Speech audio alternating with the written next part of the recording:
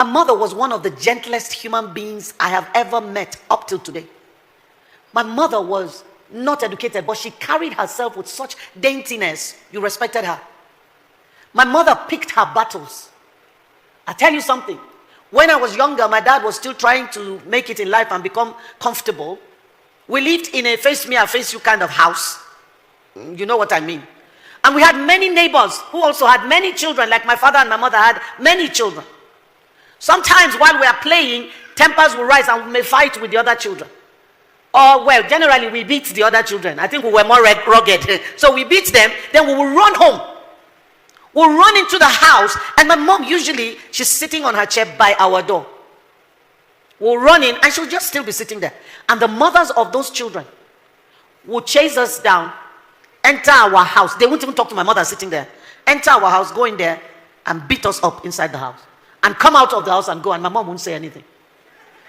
Not because she was a coward. She will wait for my dad to come home. And she'll say to him, I don't want to disrespect you by fighting. So go and tell that woman who came here to, or tell her husband that his wife came into my house to beat my children. It should not happen again. That's the kind of person my mother was. But she was also married to a man who didn't care. At least not, at the beginning he cared, because he had nothing. And she was the one standing with him. She was the one going to farm with him to pay his school fees. She was the one that stayed when he was going to school, and the white people that came to my village carried him and sent him to school, sent him to England, that. She was the one there. And one day, many years down the line, he decided he needed another wife. So he takes off. He decided he needed another wife. Not that day. He had been cheating and cheating and cheating. Papa, sure you are in heaven hearing me, no vex, but I have to tell them. He was cheating and cheating all over the place. Then one day he decided to marry one of the women and bring them home. And things shifted in our house. Before he married her, he brought her to the house. And my mom, for the first time I saw a lioness.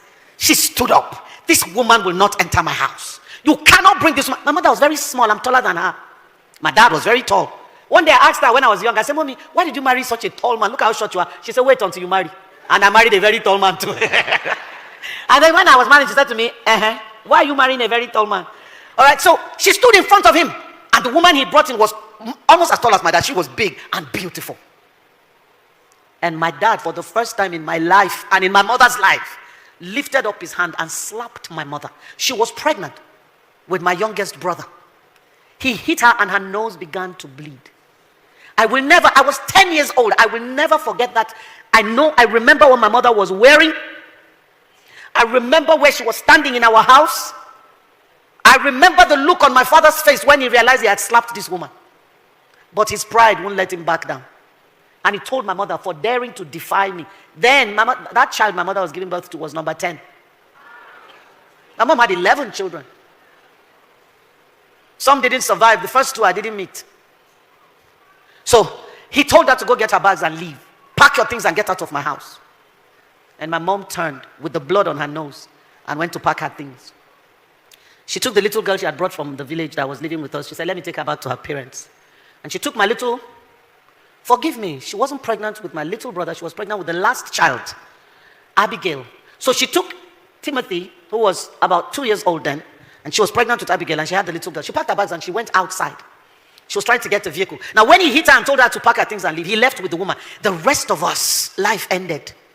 We stood there, and the trauma and the terror and the fear, we didn't know what was happening. Our parents had never fought before, never been violent, and suddenly this thing was jammed down our throats in a moment. Now my mother has been asked to go. She's packing her bags. What's happening to the rest of us? And my mom went downstairs and was looking for a vehicle. We were standing on the balcony upstairs crying, looking at my mom. And my dad came back. When he came back and saw her with her things in front of the house, he drove past. We didn't know where he went. My mother got a taxi, got to the motor park. My dad was a vehicle inspection officer, VIO. It's not the type you have today. Then VIOs were like gods. And he went to the park and told every driver in that park, there's a woman coming pregnant with a little boy and a little girl. Any driver that takes her will lose his license. So he told her to go, and he took from her the power to go. My mother stood in that park and nobody would take her.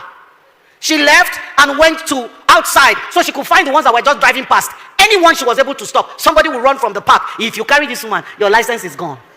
And they would drive past. My mother got frustrated and sat on her box. Then my dad drove back to the park and told her, enter the car. He carried the box, put it in the car, carried and brought her back home. There was no apology. There was no remorse. There was no shame. There was more victimization. Because now he was behaving like he did her a favor by bringing her back. There's a place for staying when marriage becomes a death trap. There's a place for staying. Those places are few. And they are usually from a direct command from God. The example I have is Prophet Hosea. God said to him, go and marry a prostitute. When I saw Pastor Tolu's interview and I saw comments, I was just laughing. How convenient it is to sit with your tiny little phone and be typing nonsense that you haven't walked through. I wonder what social media would have said about Hosea then. No? Hey, he cannot be a prophet of God. This one, he cannot be God speaking. Marry prostitute. Gonorrhea. HIV. He's a false prophet. He brought a prostitute to his house. She left him and went back to the men. God said, go and bring her back. He went and brought her back. She left again. God said, go and pay money and buy her back. Prophet of God. Marrying a prostitute that is not repentant. There's a place for staying. It's usually warfare. God will ask such a person to stay because there is war to be fought or there is a message to be passed across. But there are not plenty. All the other ones that are doing, like Mama Oshika said, Father Lord, if I sent myself, have mercy on me. Many of the people who are staying sent themselves. God did not ask you to stay. Anything that will strip you of personhood is not godly. And abusive marriages do that. They strip you of your sense of personhood, strip you of value. And what is the most heartbreaking is that we sit down and we accept it. It is my cross. Who told you that is what the cross means? I looked at my mom that day and I made a silent vow. See, let me tell you, some of our brokenness comes from watching those broken relationships. We become broken like that too. I made up my mind. I said, no man will treat me this way. I will never take this rubbish from any man. Now, the tragedy of staying when you shouldn't, or there is a way to stay and it is not healthy. It is the staying without hope, staying without leverage, and staying without strategy. If you don't want to go, you want to stay, you cannot be hopeless staying there. If people come to the rehab, we tell them what we want to give you from day one is hope. Because if you take hope from a person, he's done. If you are staying in that space, don't be hopeless there. 2, my mother had no leverage. She had no education, no money, no family. Her parents were both dead. And he knew her siblings were struggling. She was the one that used to take small from my father's house, who was very rich, and give to her siblings. So there was nowhere to go. She had to sit there. Please, those of you listening, don't leave your daughters without a place to go. My daughter was getting married. Somebody came and said, want to marry. I said, oh God, I don't know you. She brought you. She said she loves you. I love you too. Oh. I said, but please, did she tell you where she did her first degree? He said US. Did she tell you where she did her master's? UK. I said, can you quantify that in naira and kobo? He said, ma, that's a lot of money. I said, yes, money I could have used to buy Louis Vuitton and Louboutin and that. I said, I used it to raise a lady. So lady like that, she has attracted you now. I said, hear me well. I didn't raise a punching bag. Don't lay one finger on my daughter. The day you do that, I'll take her from you. You don't have a wife anymore. Man, I say, why are you saying that? I say, Oga, say your own. This is my own. I am putting this boundary in place so this man knows what is okay and what is not okay. Do not hit my daughter. On that account, she will always have a room in my house. He said, ma, my father never did it, so I have no example to copy. I said, God bless you, son. May we have men like that their sons can boldly say, my father didn't do it, so I don't have an example to copy. Then he said, but ma, please, I want to say something. No? I said, okay. He's a lawyer. Ma, I don't know what I would do if she slapped me first.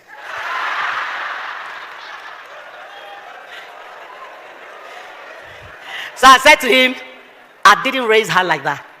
I said, just as it is not okay for you to hit her, it's doubly not okay for her to hit you. So don't stay there without leverage. What are you leveraging on?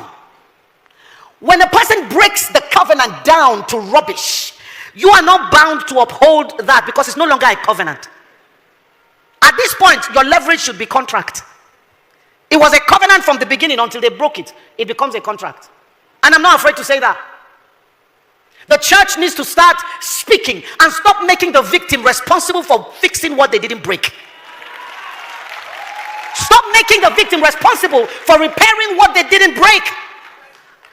How can a woman run to you for shelter? She's been beaten. Oh, the house that I began. You don't know what made me start that safe house. God told me 8 years before, start a safe house. I said, Father Lord, the rehab center has not stabilized first. Let me be stabilizing that one. One day I woke up and there was a woman in my house. She was standing and swaying. And it was somebody that brought her. She was saying, Mommy, please help. I said, what? She said this morning the husband was beating her. He held her neck and was banging the back of her head against the wall. As she was speaking, the woman fell down and slumped.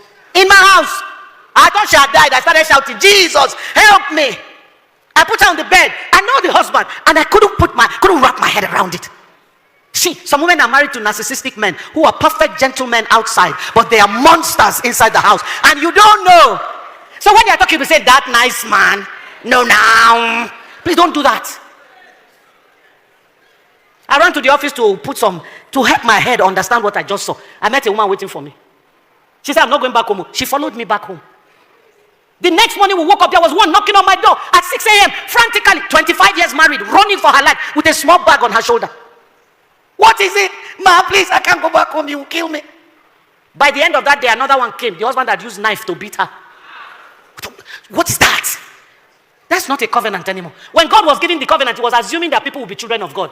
Most of them are children of the devil now, carrying the name of God as a cover. In the last few weeks, Auntie Billy, if you know how many women have sent me messages about their husbands and what they are doing to them, and they are all pastors. The abuse from the pulpit to the pew. Please don't stay without strategy, don't stay without leverage, and don't stay without hope. If you must stay. I don't have time. Like Auntie Billy said, the clock, somebody moved it. I can't believe the time is already gone. But why did you people give us short time like this? Abigail was married to a man called Nabal. Horrible human being. Wicked man, insensitive, without spiritual discernment. She was sitting with darkness. But I love Abigail. When she heard that David was trying to do something, she said, my opportunity to meet a king. Let me tell you something. Don't shut your mind down to loving again if you have to leave. I'm jumping my gun. She was sitting there, but she had hope. One day, God will deliver me from this madness. And when she saw the opportunity, because she was spiritually sensitive and prepared, she took it up. It's not David that chased Abigail. Abigail chased David. Abigail arranged herself like Queen Esther to be seen. She finished pampering his ego very well. Then she said, please, when the Lord puts you on the throne, remember this beautiful woman you saw. This. Don't be like Pastor Jane that was walking around thinking only of 32 and a big forehead. Know that you are beautiful. And say, remember this woman. Even if I'm not beautiful on the face, remember my prophecy saved you from losing your throne. Be good for something. That's your leverage. Be good with something.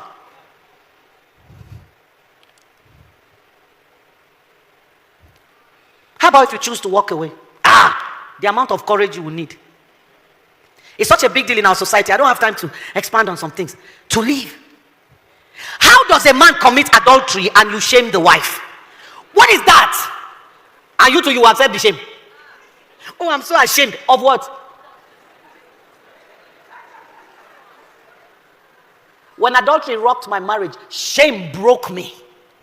I was afraid to come out of my house because I was ashamed. Everywhere I was going, I would hear people whispering. I wasn't hearing audible whispers. I was picking them up in the spirit. The whispers of the people bent me, put my head down. I was afraid to go minister anywhere. When I would be invited, I said, sorry, I'm already committed. I was lying. I was not committed, but I couldn't go. And one day God said to me, if you hide, you won't heal. That's why we have to tell our stories. Today, this morning at the hotel, when we were about to leave, we saw a group of men. I don't know them. One of them just looked at me. Wow, are you Rev Christie BATURE? I said yes. He said, man, these are my friends. We're not married, but we're listening to your videos because we want to marry right. Boom! I know my life is having meaning now. That young men are saying to me, we want to marry right, and we're listening to your videos. We must tell our stories. Stop hiding. And then God said to me, it's not your shame. You are not the one that committed adultery. It is not your shame. Stop carrying somebody's shame and making it your own. If you are living, it's not your shame. That is if you are not the one that is looking for trouble. Because some of us are the problem. But because men are the bigger problem, we hide under that and we commit atrocities. Like the woman who came to me, he beat me, because they know that once they say he beat me, I'm going to go and fight. So I sent for the husband. Look at how distinguished she look. How can you beat your wife? He said, ma, is that all she told you? I said, yes. He said, am I allowed to speak? I said, yes. He said, ma, we were married 10 years.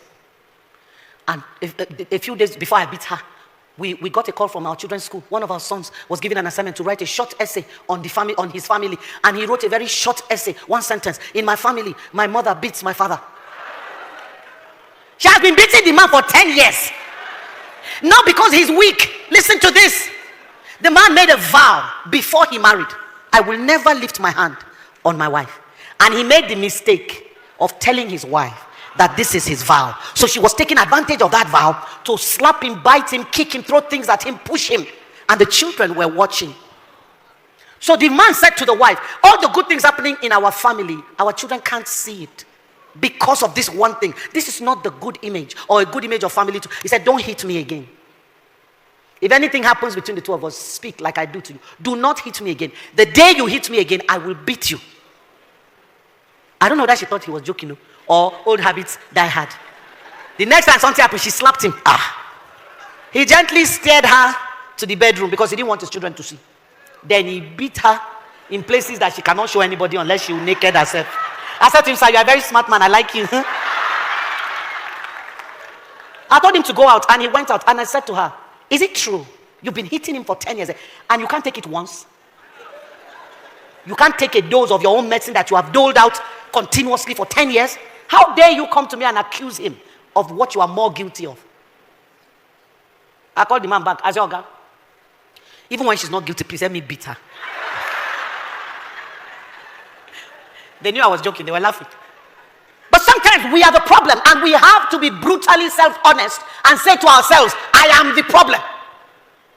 But that's not who I'm talking to today. I'm talking about the good women, the honest women, the faithful women, the laboring women, the loving women who stay with monsters like Beauty and the Beast.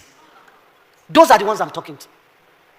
If you have to leave, leave. Because now only person where they are alive, now they marry. Oh, I got a message from a lady. What she describes for me is death. And she's asking me, please pray, man. I say, pray for what? What am I praying for? That you should remain there and these things will continue. This is not a man that is willing to do anything about the problem and you want to still stay. What is this thing about marriage? How come it is more valuable to us than Christ?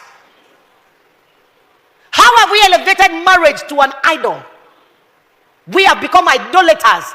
That somebody will be that. God will never elevate marriage above the value of a life. Never. A life that Jesus paid for, you want to let it go for something temporary? There's no marriage in heaven. Everything about marriage ends here. Why will I then give up eternity for something temporary?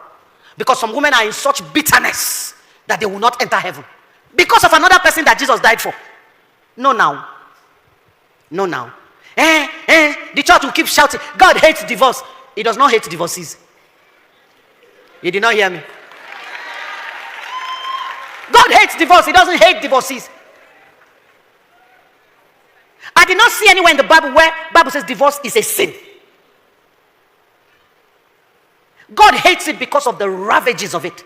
How it tears a human being, or it tears human beings that were already bonded like with super glue. The pain of breaking away, the scars on the person, on the family, on the children, on the institution. That's why God hates it. But listen to this. God was speaking in the Old Testament. He said to the men who like to put their wives away, even if she's a concubine and you want to send her away, you cannot send her away empty. God was concerned about a concubine man, not even concubine, slave wife. You can't send a slave wife away with nothing. And you that you were married in church, in court, in the tradition, in I don't care what. They push you out with nothing. Because you sat down with nothing. So, Auntie Aoshika, you people need to write workshop and courses on how to help women value themselves. Place a value. Because of where you are operating from, you are believable. Because you are a woman like them. Like you said, the people on the wall were human beings. But a woman who has entered places that are considered sacred for men will speak and women will listen. Ma, you need to place a value on yourself. When you go to normal markets, you want to buy tomato and you say, how much is this tomato? And the woman says 2,000. You say, ma, won't you sell it for 1,000 naira? She says, why are you pricing this more? You people will haggle back and forth. If you go to ShopRite, They have put the tomato inside package and they put 6,000 on it. Do you stand there and start saying, can't you people reduce it? Do you do that? If you don't have 6,000, what do? Keep moving. Place a price on yourself. Only those who can afford it will come close.